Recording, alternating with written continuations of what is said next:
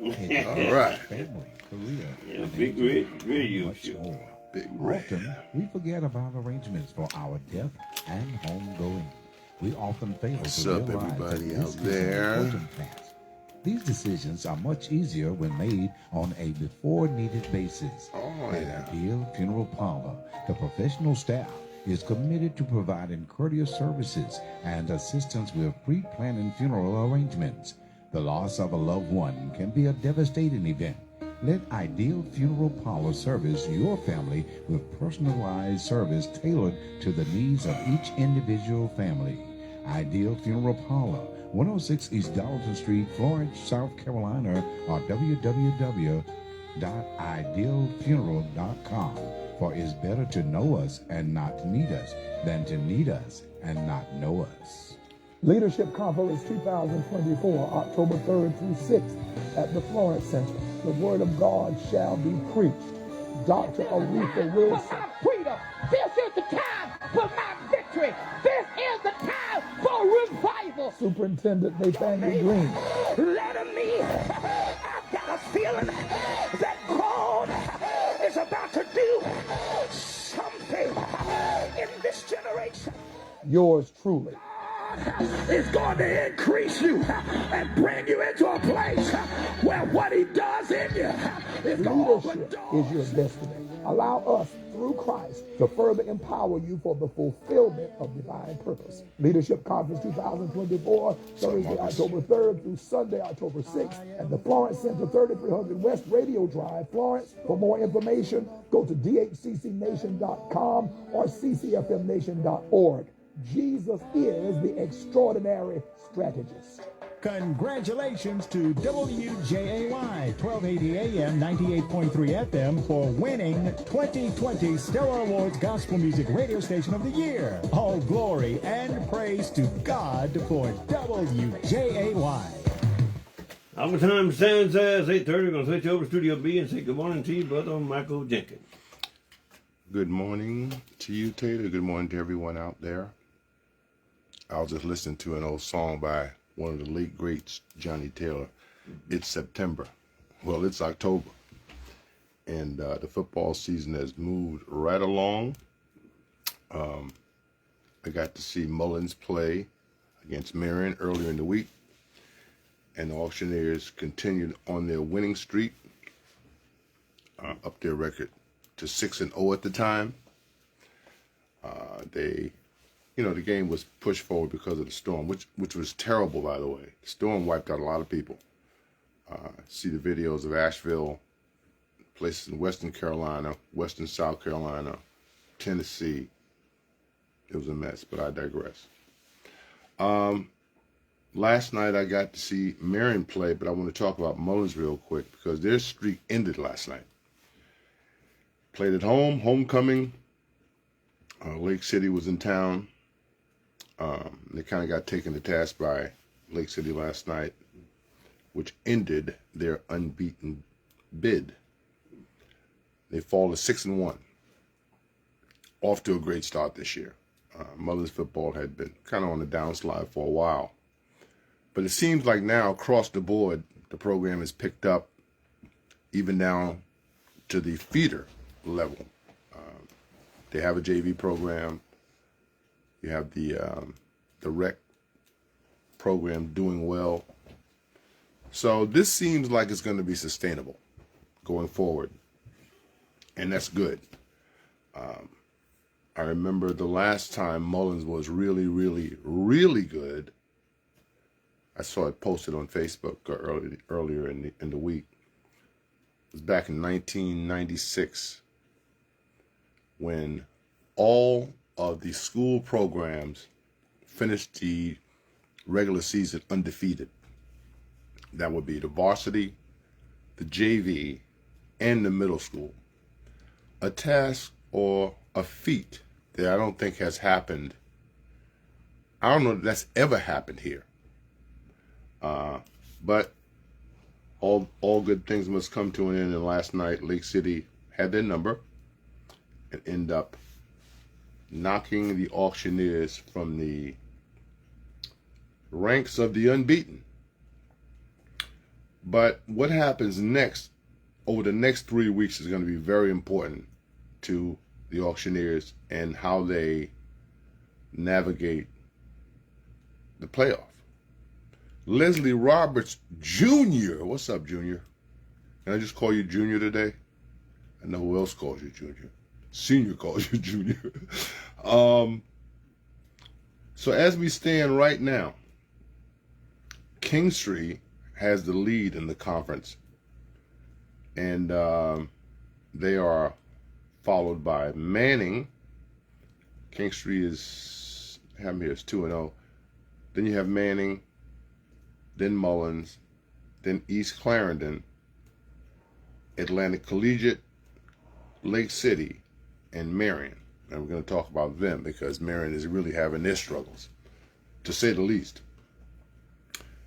For the rest of this season,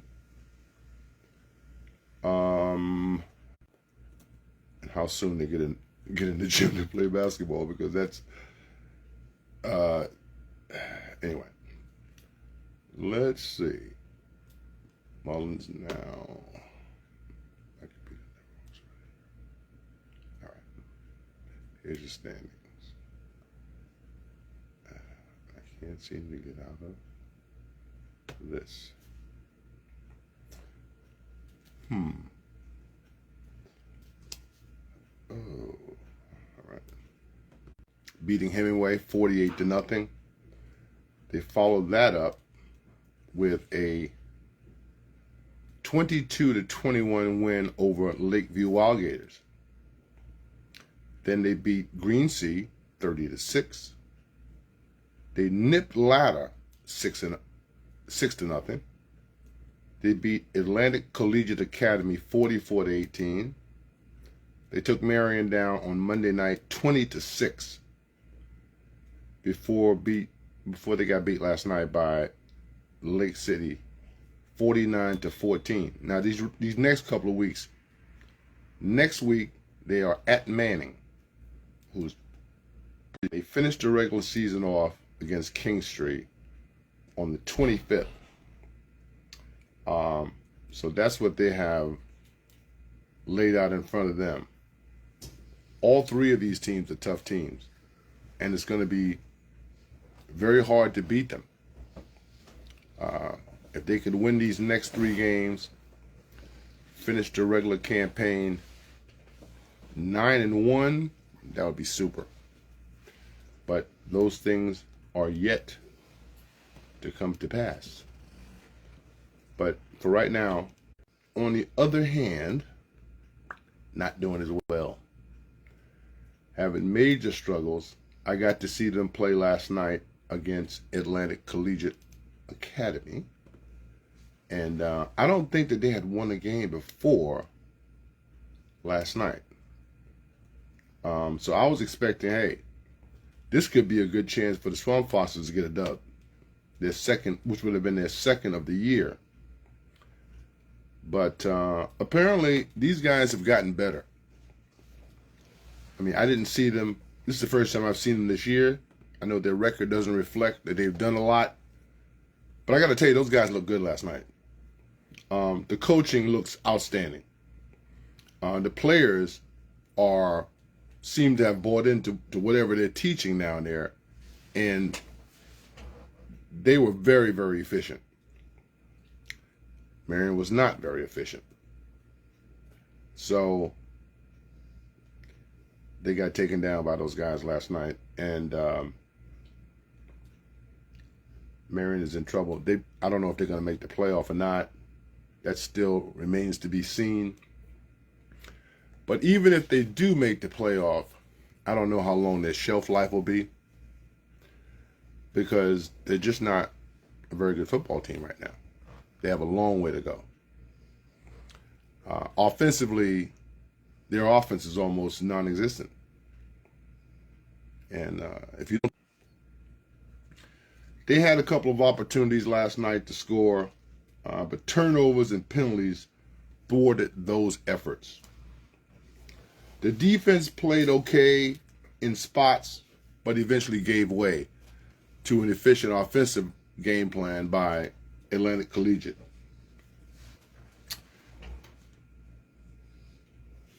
looking over the next few weeks, and of course, this doesn't get better,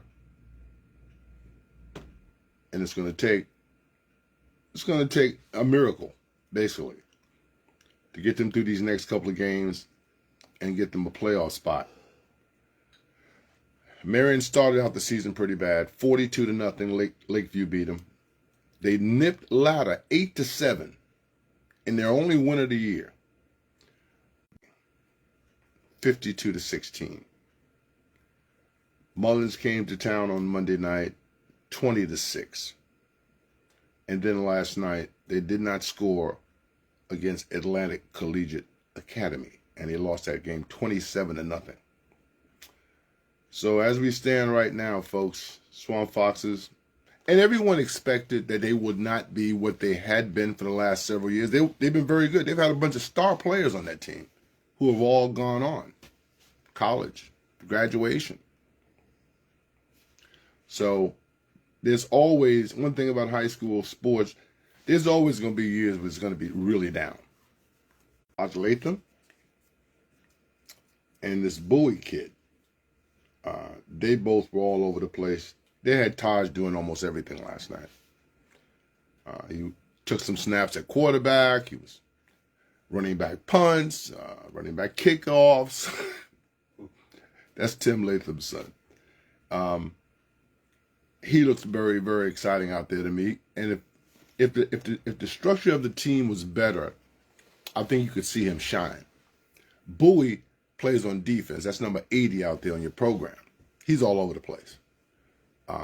Making big tackles, making big hits. I was really impressed with what I seen out of him. And some others too. But mostly it was these two cats that stood out. But outside of that, it wasn't too good, folks. Mullins, of course, had the big win. And that didn't happen for the Auctioneers last night. But I'm sure that the Mullins fans will really enjoy this homecoming weekend, even though they didn't win the football game. I'm going to give you some scores from last night, and there was some interesting developments last night, many of them, including Dillon getting beat. Can you believe that? Crestwood was hosted by Wilson at their annual homecoming, and Wilson always makes a big deal out of their homecoming, man. It's a whole big thing. You go to Florence, you see flags flying galore. Wilson Tigers, Wilson Tigers. But Wilson got beat last night in their homecoming game, 21-9 by Crestwood. Dillon last night hooked up in a battle against Loris. And I think I told you guys earlier in the year, Loris was going to be a problem. And I knew this Dillon and Loris game was going to be critical, was going to be big. And as I was, following the score on ScoreStream, they were going back and forth. In the end, Loris Lions 30, Dillon Wildcats 27.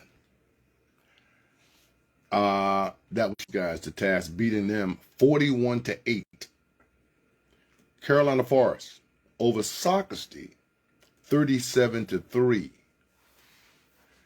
course, the Marion score with Atlantic Collegiate 27-0.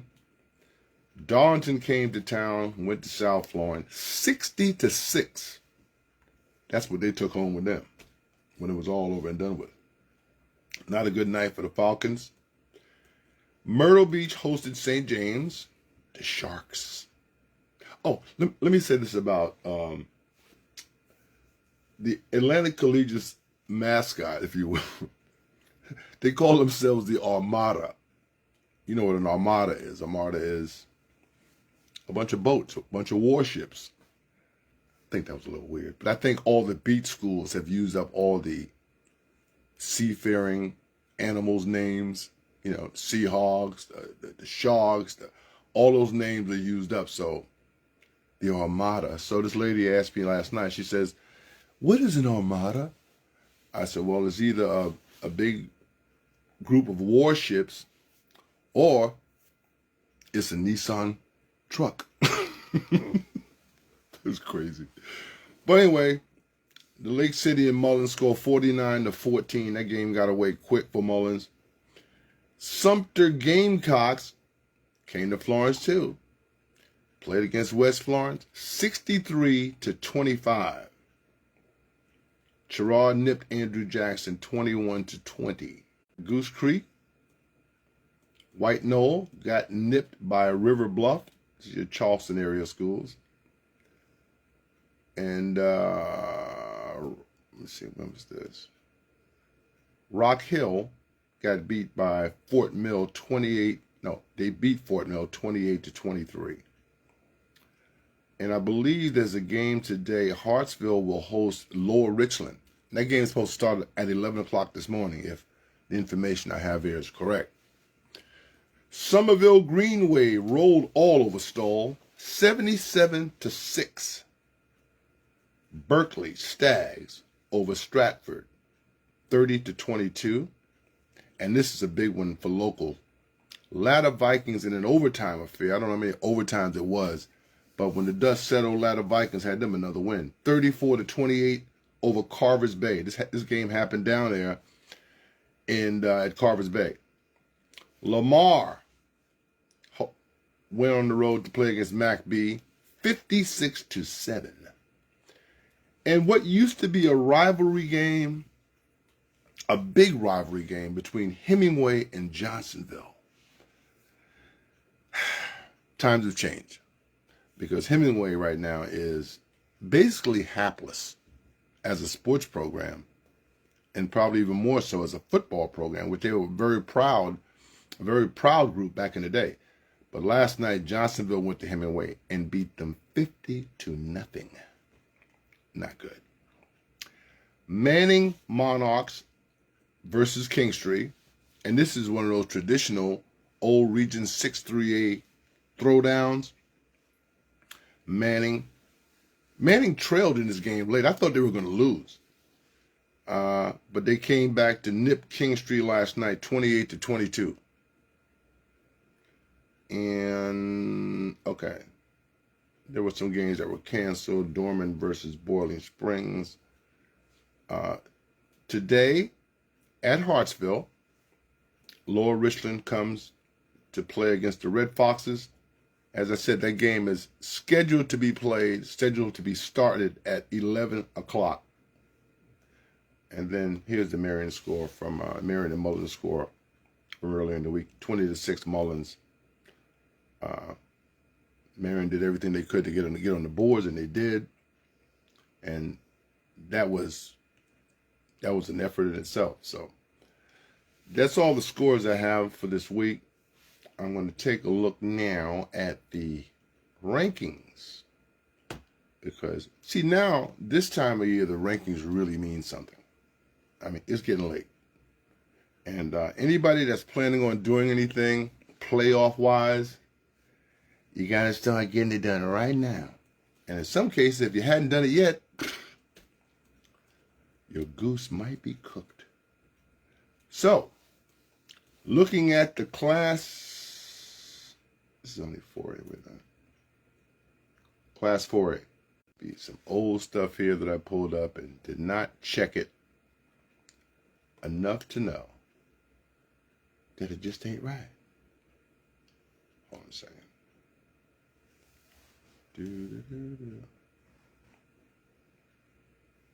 And it's not right, as I thought. You know, hoping to get a glimpse of some of the youngsters that we have put out there in the world. Squirt, TJ, and some other youngsters. Also, Xavier Leggett, I think, caught his first NFL touchdown last week, which was huge. The Gamecocks played today.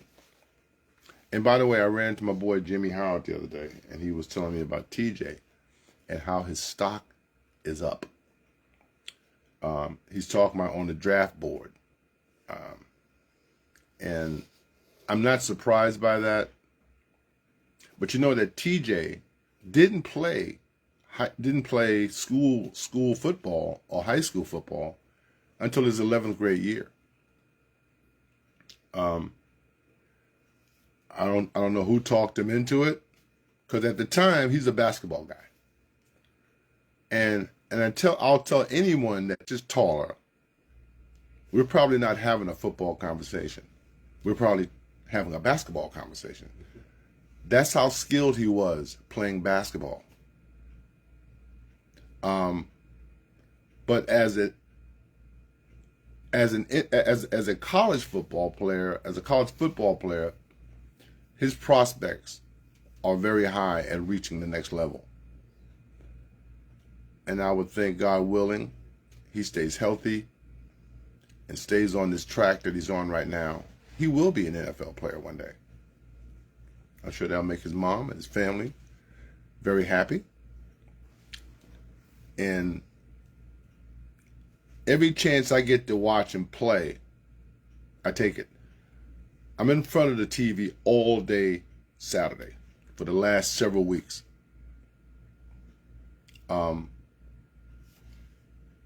I didn't really get to see Squirt. He's doing special teams right now. And I believe that he's got a very good chance also at playing at the next level. Okay, well, I got some other polls here. But this is only for the whole state. The number 1 ranked team is Northwestern, and they have a little write-up under it. Said the Trojans have been on down against Catawba Ridge. These outputs make Northwestern's offense the top-ranked unit in the state. If that trend continues, 22nd ranked Clover will be in big trouble, it says. So you can see this is kind of slanted the way of that group. Dutch Fork. And the write-up says, it isn't tough to determine why the Silver Foxes have the top-ranked defense in South Carolina high school football.